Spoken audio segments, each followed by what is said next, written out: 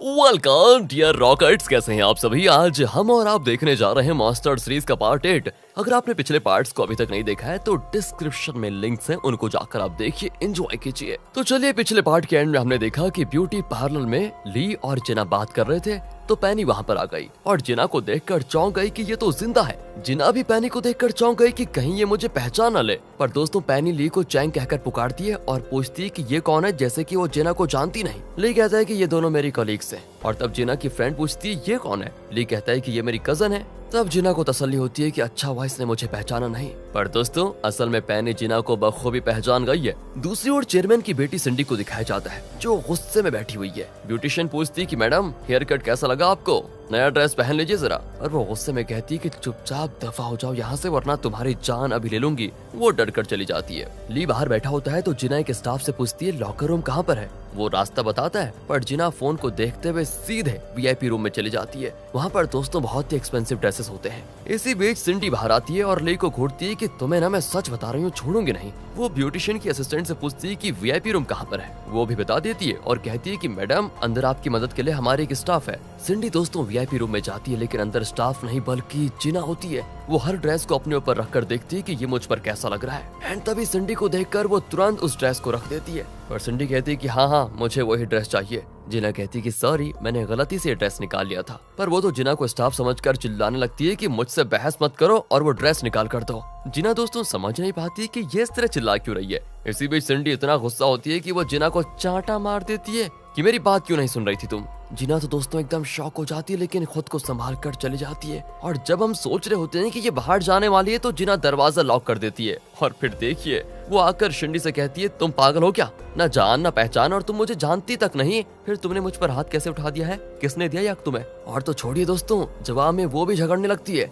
बस जिना तो उसके बाल उखाड़ लेती है। सिंडी एकदम चौंक कर बैठ जाती है। जिना कहती है देखो मेरी बात सुनो, आइंदा किसी से भी बात करो तो ढंग से शांत होकर बात करो, समझी। इतनी अकड़ कभी अच्छी नहीं होती। और अब बाल ठीक करो और जाओ चुपचाप अपने घर, कहकर जिना चली जाती है। ली बहुत देर सिंडी का इंतजार करके वीआईपी रूम में जाकर देखता है तो सोचता है यहाँ पर तो पार्लर की स्टाफ बैठी हुई है, सिंडी कहाँ गई। पर तभी वो मुड़ती है तो ली को पता चलता है कि हे भगवान, ये तो सिंडी है। सिंडी कहती है अभी अभी जो लड़की यहाँ से गई है उसे पकड़ो तुम, उसी ने मेरा यह हाल किया है। ली समझ आता है कि जिना ने ही इस लड़की का यह हाल किया होगा। वो तुरंत जाकर जिना और उसकी फ्रेंड से कहता है कि एक पल के लिए भी यहाँ पर मत रुको, अभी निकल जाओ वरना धरती फट जाएगी यहाँ पर। दोनों को भेजकर वो सिंडी को लेकर कार में जा रहा होता है। सिंडी पूछती है कि तुम किस दिन पैदा हुए थे। ली पूछता है ये क्यों पूछ रही हो तुम। वो कहती है कि जब से तुम्हें देखा है ना मैंने, मेरी लाइफ एकदम से उल्टी पुल्टी हो गई है। कहकर वो ली को खूब डांटती भी है यहाँ पर और पूछती है कि अब तो घर ही जाना है ना। ली कहता है नहीं, तुम्हारे पापा ने तुम्हारे लिए एक लड़का देखा है, तुम्हें उससे मिलाना होगा। सुनकर दोस्तों वो तो और चिढ़ जाती है।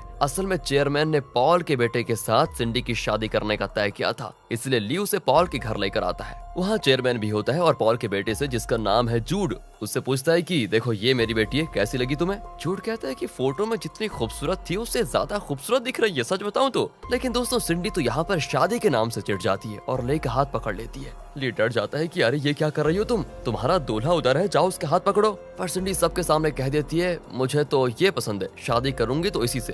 क्यों डार्लिंग, सही कह रही हूँ ना मैं, कार में तुमने मुझे वो लंबा वाला किस भी तो किया था। यहाँ दोस्तों वो ली को बुरी तरह फंसा देती है। ली घबरा जाता है और कहता है नहीं नहीं, ये झूठ बोल रही है, ऐसा कुछ भी नहीं हुआ हमारे बीच में। तब दोनों को वो बाहर भेज देते हैं और चेयरमैन जूड से कहता है कि उसकी बात का तुम बुरा मत मानना, लगता है फिलहाल वो शादी के लिए तैयार नहीं है। मैं भी कभी ऐसा ही था, मैं उसको मना लूंगा, तुम फिक्र मत करो, किसी और दिन हम शादी की बात करेंगे, पर मेरी बेटी की शादी तुमसे ही होगी, याद रखना। बाहर दोस्तों ली सिंडी को डांट रहा होता है कि ये क्या बेहुदा मजाक है, तुमने ऐसा कहा क्यों अंदर। सिंडी कहती मुझे झूठ एकदम बेकार लगा, ठीक है। अरे वो बेकार लगा तो तुम मुझे क्यों फंसा रही थी। दोस्तों पता है क्या कहती है वो, कि तुम भी मुझे बेकार ही लगते हो और जो तुमने मेरे साथ किया उसका बदला लेने का ये बहुत ही बढ़िया मौका था, इसलिए मैंने ये ड्रामा किया, कैसा लगा तुम्हें।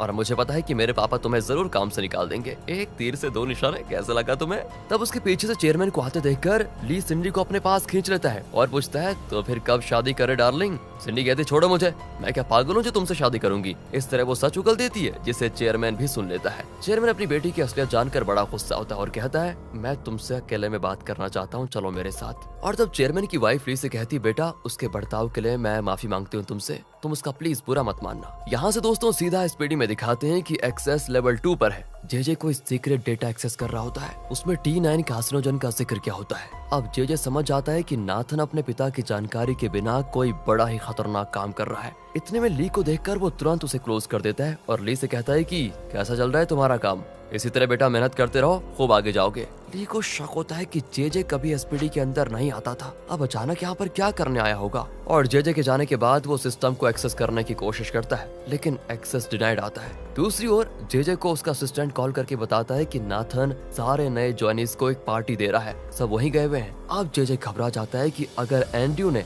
नाथन से कह दिया कि मैं तुम्हारा भाई हूँ तो बड़ी मुसीबत हो जाएगी। जेजे असिस्टेंट से कहता है कि एंड्रयू को पार्टी से बाहर करवा दो कैसे भी करके। यहाँ दोस्तों पार्टी में नाथन सबको ड्रिंक करने के लिए कहता है, पर वो पीते नहीं, लेकिन जब वो जिद करता है तो उनको पीना पड़ता है। तब भी दोस्तों एंड्रयू नहीं पीता, क्योंकि उसे अपने पिता पे यानी चेयरमैन पे बहुत गुस्सा आता है। नाथन कहता है कि तुम्हें इतना रिस्पेक्ट देकर मैं पार्टी दे रहा हूँ और तुम पीने के लिए तैयार नहीं हो, क्यों नखरे कर रहे हो। तब जिना एंड्रयू से कहती है कि अरे इससे पहले वो पागल आदमी कुछ और करे, तुम चुपचाप पी क्यों नहीं लेते। और कोई रास्ता न पाकर एंड्रयू भी ड्रिंक करने लग जाता है। फिर नाथन रोशी को गाने के लिए कहता है, वो भी माइक लेकर गाने लगती है, लेकिन नाथन कहता है बहुत बेसुरा गाती हो, बंद करो इसको, यहाँ जो मुझे एंटरटेन करेगा उसे मैं बहुत बढ़िया पैसे दूंगा। जिना दोस्तों फिर हाथ उठाती है तो वो कहता है कि वाह ये हुई ना बात, अच्छा सा गाना गाओ और मुझे एंटरटेन करो। जिना भी गाते गाते डांस करने लगती है। नाथन सभी को डांस करने को कहता है और डांस करने के बहाने वो जिना को गले लगाने की कोशिश करता है। और ये सब कुछ देखकर एंड्रयू गुस्से में रिमोट पे मुक्का मार देता है और म्यूजिक बंद हो जाता है। दोस्तों अब नाथन को गुस्सा आ जाता है और पूछता है कि तुमने ये किया क्यों। एंड्रयू कहता है किया क्यों, हम तुम्हारी कंपनी के एम्प्लॉयज हैं, इसका ये मतलब नहीं कि तुम हमें नचवाओ एंटरटेन करवाओ, ना ही ये बार है और ना ही हम बारटेंडर्स और बार डांसर्स हैं। बस दोस्तों नाथन चिढ़कर उसको बाहर लेकर जाता है और कहता है कि इतना क्यों कर रहे हो तुम मेरे नौकर हो समझे, अपनी औकात में रहो, यहाँ काम करना है तो जो मैं कहता हूँ वो सब करना पड़ेगा। और तुम्हारे पापा मेरे पापा की तरह बड़े रहे होते तो तुम ऐसा रौब दिखा सकते थे, लेकिन नहीं हो ना। और तुमने इंटरव्यू में कहा कि तुम्हारा बाप तुम्हें छोड़कर चला गया और तुम उससे बदला लेने के लिए यहाँ ज्वाइन कर रहे हो, इसलिए अपनी लिमिट में रहो, नौकर को नौकर की तरह पेश आना चाहिए, जबान मत लड़ाओ मुझसे। कहकर दोस्तों वो एंड्रयू के पैर पे लात मारकर चला जाता है। इतने में जिना बाहर आ जाती है तो एंड्रयू पूछता है तुम क्यों आई। जिना कहती है वो मुझे गलत टच कर रहा था इसलिए यहाँ पर आ गई। एंड्रयू उसको डांटता है कि अरे उस पागल आदमी ने पैसे की बात क्या कर दी और तुमने सीधा हाथ उठा दिया, बताओ सोच समझकर कुछ भी नहीं करती क्या, तुम पैसों के लिए कुछ भी करोगी क्या। ये सुनकर जिना को भी गुस्सा आता है और वो उसके दूसरे पैर पे लात मारकर चली जाती है। एंड्रयू घर आता है तो जेजे बैठा होता है। एंड्रयू कहता है देखिए मुझे वापस अमेरिका भेज दीजिए, मैं यहाँ पर रहना ही नहीं चाहता, मेरा बाप मुझे देखना नहीं चाहता और वो नाथन वो तो मुझे भिखारी समझता है। जेजे कहता है इतने जल्दी हार मान गए तुम हैं, मैंने नाथन को रास्ते से हटाने का बड़ा प्लान बना के रखा हुआ है। असल में नाथन का एक केमिकल कंपनी के साथ टाई अप है और वो अपनी लैब में एक केमिकल यूज कर रहा है जो कि कार्सिनोजन है। कार्सिनोजन यानी ऐसा पदार्थ जिससे कैंसर होता है, लेकिन इस बारे में कोई नहीं जानता। हमें बस किसी तरह उस प्लांट में जाकर T9 टैंक को खोल देना है, फिर देखो क्या होता है। दूसरी ओर दिखाते हैं कि कोई मास्क पहनकर प्लांट में जाता है और T9 टैंक को खोल देता है। अगले दिन की बात है, पेनी केन्या की मदद करने के लिए उसी हॉस्पिटल जाती है क्योंकि वो केन्या का मकसद जानना चाहती थी। केन्या उसे बताती है कि उस प्लांट में T9 टैंक है जिसमें कार्सिनोजन भरा हुआ है, उसी की वजह से यहाँ के लोगों को कैंसर हो रहा है। अगर लोगों को ये पता चल गया तो वो डोडो ग्रुप के खिलाफ लड़ने लगेंगे, इसलिए डोडो ग्रुप के लोग कैंसर पेशेंट्स को चुपचाप अपने हॉस्पिटल में ले जाकर फ्री ट्रीटमेंट दे रहे हैं। यहाँ पेनी डिसाइड करती है कि इसकी डिटेल में इन्वेस्टिगेशन करनी पड़ेगी। दूसरी ओर ऑफिस में सभी काम कर रहे होते हैं। जिना बहुत परेशान है क्योंकि उसे अपने भाई के ट्रीटमेंट के लिए पैसे चाहिए। एंड्रयू कहता है तुम मुझसे क्यों नहीं पूछती, मैं तुम्हें पैसे दे सकता हूँ। जिना कहती है तुम खुद भिखारी हो, तुम कहाँ से दोगे पैसे।